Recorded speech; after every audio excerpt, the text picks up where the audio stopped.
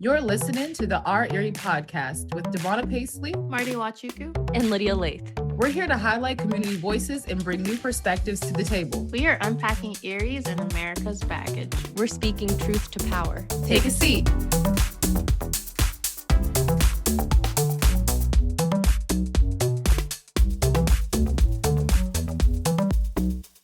Hey, welcome back to season 2 of Our Erie. Right now you're hearing from Marty. Here with us is Lydia and DaVona and special guest Jonathan. We have a lot in store for you this second season, but we're going to get into it. Yeah, so we're super excited to have this conversation. I think DaVona was the first person to bring up this topic months ago. And ever since she brought it up, I've been dying to talk about it. And then when we finally set it on the books, we're like, we're going to start off season 2 strong. And then immediately our minds went straight to Jonathan and bringing him on the podcast because, well, first of all, when we first got started as a podcast, Jonathan interviewed us for the Erie Reader. But on top of that, like Jonathan is definitely well known within the community for writing articles for the Erie Reader and really unpacking a lot of local history. And that's really important for us because today we are going to be talking about some of Erie's historical heroes and maybe unpacking how heroic they actually were or weren't. So Jonathan, thank you for joining us today. Could you just give us a brief introduction of who you are, what you do, what you're passionate about? Yeah. Well, first, thanks for having me. This is cool. Last time, I feel like we should have recorded our conversation because it would have probably made a good podcast episode itself. But yeah, I grew up in Cambridge Springs, so just south of here in Crawford County. Went to school at Edinburgh University. Ended up studying. I ended up not going for teaching or history initially. I had no idea what I wanted to do with my life. Like everything sounded interesting to me. So I ended up, I think, choosing history because it let me study and read about whatever interested me in that moment. I think that's really what attracted me to it. So I ended up graduating with my secondary education degree. And after a year, that was right in the midst of the recession, 2009. So I'd been promised all these teaching jobs, like you're going to walk into a teaching job. And there was absolutely nothing. So I ended up subbing for a year, and I was very fortunate that the school that I ended up graduating from, I moved to Union City High School my senior year of high school. And they knew me and they had an opening and just got really lucky that I was able to get that job in 2010 out there. Since then, I ended up studying history further at Slippery Rock, got another history master, education master's at Edinburgh. And then I ended up studying Rust and Dirt a couple of years ago, which led to Nick Warren reaching out to me from the Erie Reader. And that's what I've been doing since, teaching, writing, and doing the Rust and Dirt thing. Yeah. Tell us a little bit about Rust and Dirt. I was just going to ask that. So do you want to know the backstory? Like why I created it? Yeah. All right. So this would have been 2017, I think. So I'm finishing up my 6th year of teaching at Union City. And they ended up doing some curriculum changes. They were going to cut the vast majority of the social studies program out of the high school. And it's a pretty crazy story. They were gonna cut one of the popular teachers, and then my position was going to be cut too. But I had a backup math certification that I just kind of got on a whim that protected me and at least was going to get me a job. So if you Google Union City high school protests, you can find all the coverage of that because the students did walkouts and sit-ins, and it was pretty incredible, inspiring stuff. But they went through with the cuts anyway. They did keep the one teacher, but my position was cut. So there was no high school history at all anymore in this 9th through 12th grade there. So I ended up teaching math for 2 years in middle school. And as you can imagine, I'm like an English history guy. So I was pretty depressed about it. And it was that summer, and I was thinking how, like, I got to tap into this part of my brain. Like, I like math is too concrete for me. If I don't exercise that part of my brain, I'm going to go crazy. So I just kind of started Rust and Dirt on a whim, because public history is, I just finished up my history master's, and we spent a lot of time looking at historiography and public history. And I was really interested in just, number one, doing something just to keep me sane. And number two, doing something that would take history that can be pretty inaccessible to a lot of people. Like you read a lot of scholarly journals or even history books, and they're dense. They're hard to get through if you don't have, historical background. So I wanted to do something that would be like quick and little snippets of history, just one or two little snippets every day. And it would be, public facing. So it'd be meant to be communicated to just regular everyday people that may not have historical training. And all I did was I went to the Erie PA hashtag and I just started following everybody through the rest of it. I never had my name attached to it. I didn't tell my friends. The only person that knew was my wife. Oh, And wow. it started to kind of take off and people noticed it. And so I still do it. It's a fun hobby. Wow. Well, that's interesting how you said how Rust and Dirt started, because in the impact what you wanted to make with that. But that same like vision that you had was how I saw your name in the article for the Foundation of Erie and Oliver Hazard Perry, which brings us to this conversation. Because when I was reading the articles that you were writing, the one article that stood out to me was that exact the story that we're going to get ready to get into. But when I was reading that article, I was like, who the hell wrote this? Because this is a good article. Like, I didn't even like, the name was like, the article is what I was looking for, right? And so I happened to see your name and I'm like, is this person black or white? That's the one thing I started thinking. I'm like, is this person black? Like, who is this person? Like, and so when I researched, I'm like, oh, this is a white man. Like, I was kind of like taken back. I was like, the way how the story was put, where it was like real raw in how our history was, and bits and pieces that were left out. I was like, oh my gosh. So I was like, I definitely have to know who this person is. So now we're here. So I'm really excited, because that's exactly how I got connected with your work in the Erie Reading. I mean, I appreciate you saying that, because let's be real, like the vast majority of historians that get published or get the chance to be read look like me. Yeah. And it's something that I'm very aware of, and I've been blessed with this platform. Mm-hmm. And yeah, I mean, I definitely take that responsibility serious. Yeah.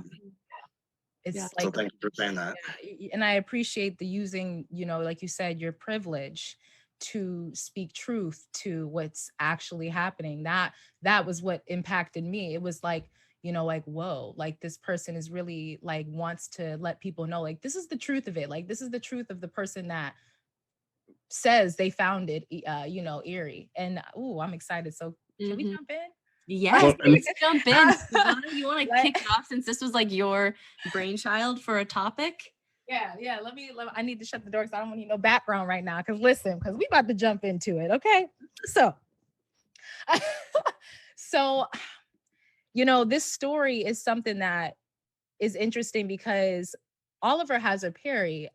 Does anybody? I really don't want to start with who the person was. I think Jonathan, you do a great segue to that. Can you start off with who Oliver Hazard Perry is, and then I want to give my experience of like childhood, like listening, hearing this name and it not resonating with me. So I really like you to start off though with that, if you could.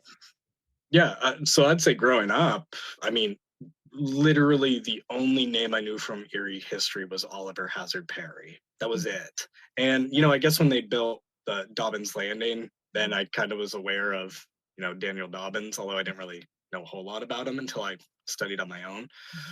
But he was from Rhode Island. He came from, like an elite sailing family, definitely silver spoon. And he ends up, he makes a name for himself sailing down in the Caribbean, busting up piracy and eventually actually, stopping when the transatlantic slave trade was stopped. he was also commissioned to patrol the seas for that as well. But he ends up, Daniel Dobbins, of course, very famously goes down to DC, and he's lobbying the Secretary of State, saying that Erie's this perfect place, that we've got this natural port and harbor and all that. And then that's when they end up commissioning Oliver Hazard Perry, who at the time I believe was just a captain, to swoop in. And I always picture like the HBO miniseries of like these nitty gritty, dirty, stinky Erieites. I think it was only like 500 people at the time. And he comes in as this sort of like rich, dashing sailor, very arrogant, kind of full of himself.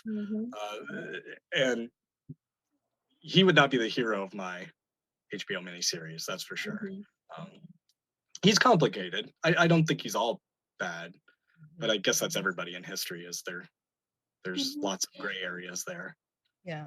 But What stood out to me was I hear feedback.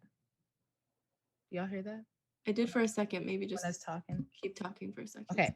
What stood out to me about the story was in the talking about what stood out to me was the amount of the lack of knowledge that we knew about the Black sailors that helped us win the war. It's like, I know that there's been and we have in our library, like literally there's the ship and all that, and I've done the whole like viewing of the monuments and all that, and it didn't resonate to me until the story of Oliver Hazard Perry did not resonate until I walked into a business and saw him being like that, his picture being greeted to me at where was I at? Oliver's. That was what Oliver's.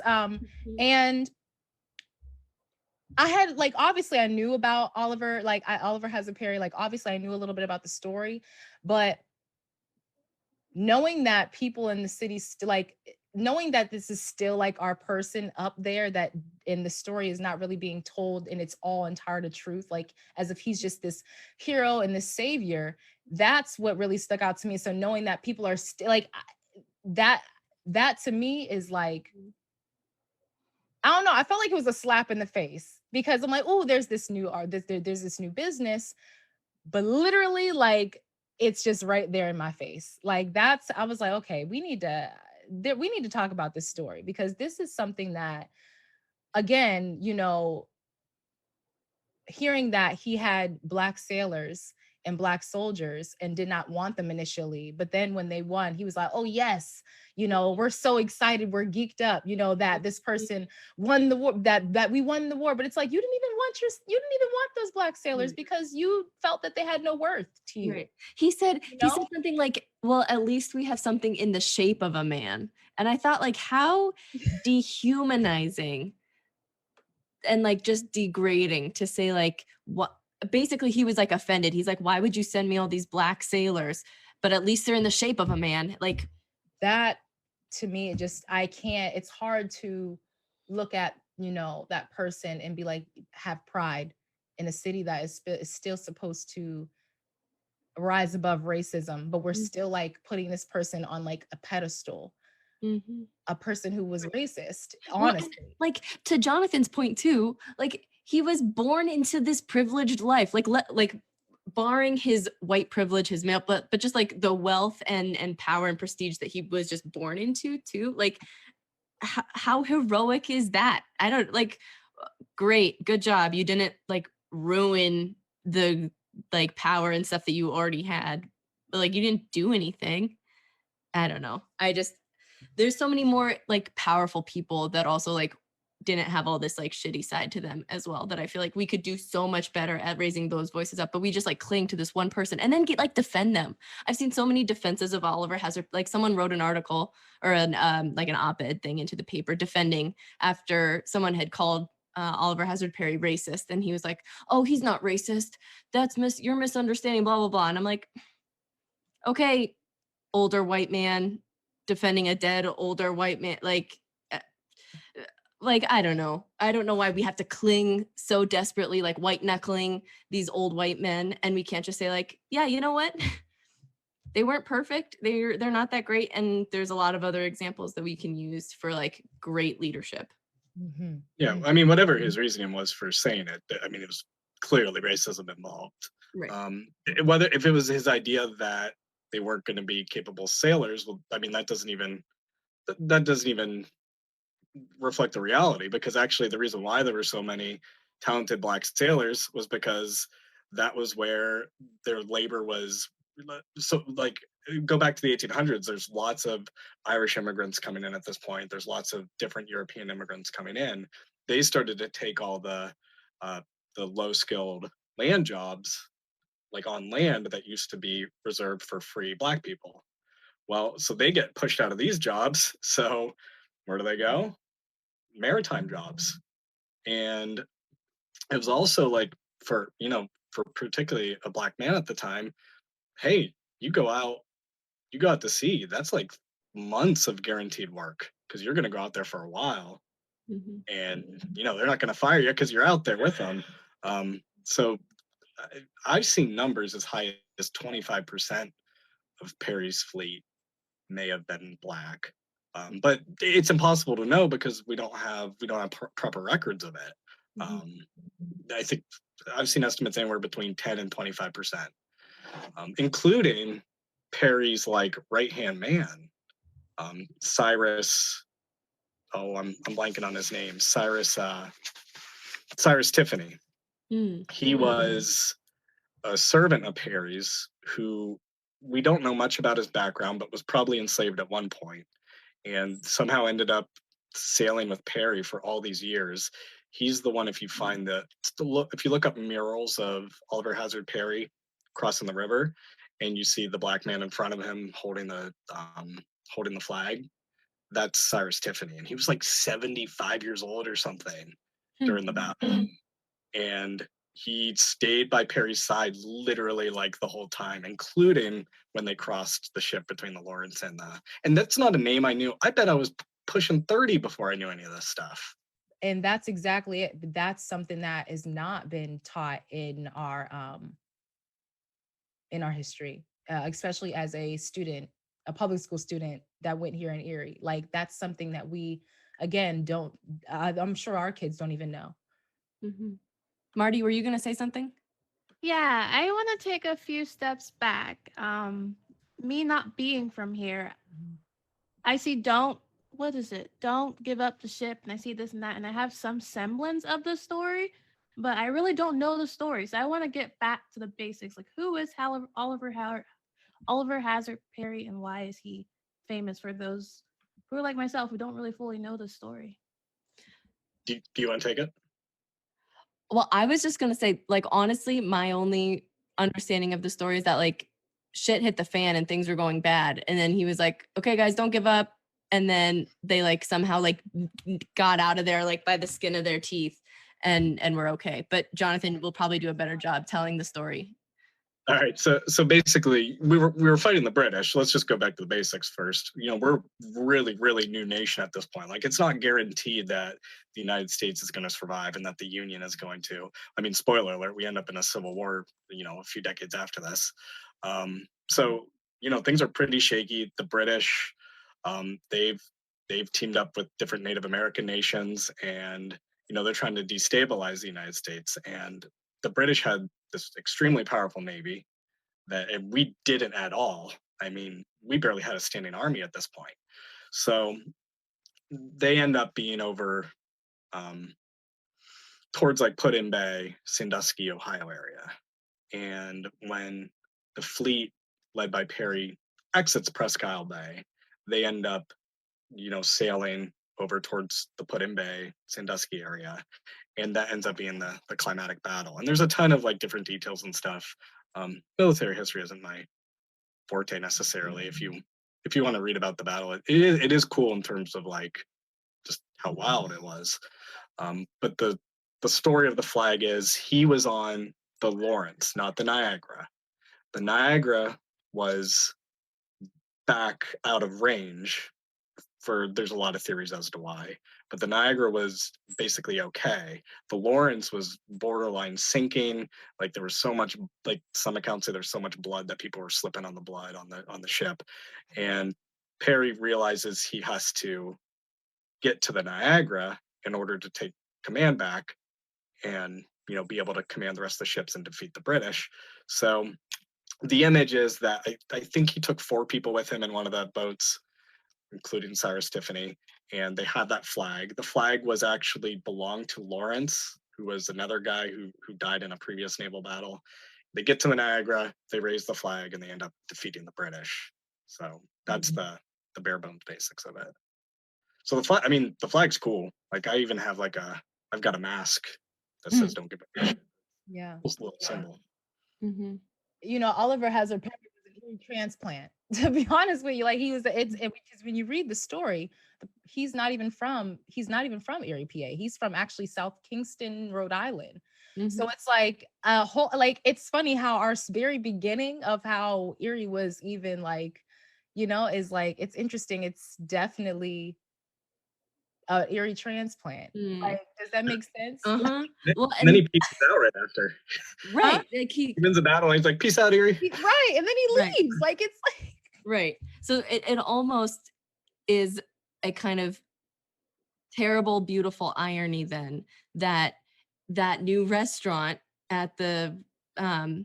bayfront that's called Oliver's Yes. is like in a space that's not meant for native Erieites, because it's clearly like this like swanky hotel space that's like meant for outsiders, right? And like Oliver Hazard Perry is an outsider, and like you glorify Oliver Hazard Perry in this place in like this pseudo trying to like localize, like celebrate local heroes, but like he's not a local person. No. And so You're like telling me he peed out all this time? I thought like he either was from here or they're telling me we're celebrating this guy that wasn't even. No. How long was he even based here to be like this champion of Erie? I'm very confused. That's why, Marty, I'm team Daniel Dobbins, because Daniel Dobbins, exactly, in the beginning, he stayed after. He's buried in Erie Cemetery. Notice Dobbins Landing is simple. You just pay a couple bucks, you get to go up. Nothing fancy. You just enjoy the views. It's wonderful. The man of the people. Plus, he was extremely active in the Underground Railroad. He was an abolitionist. Daniel Dobbins is Erie's. I did not know that. Daniel Dobbins, abolitionist, Underground Railroad. Okay. I know he's your hero, but my hero is definitely, my heroes are definitely the people that were here on this earth before we even decided to come in. Touche. You've been listening to the Our Erie podcast. Community voices unpacking Erie's baggage and speaking truth to power.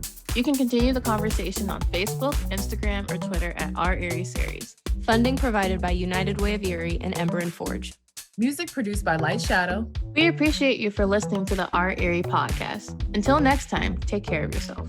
Keep fighting the good fight. Peace.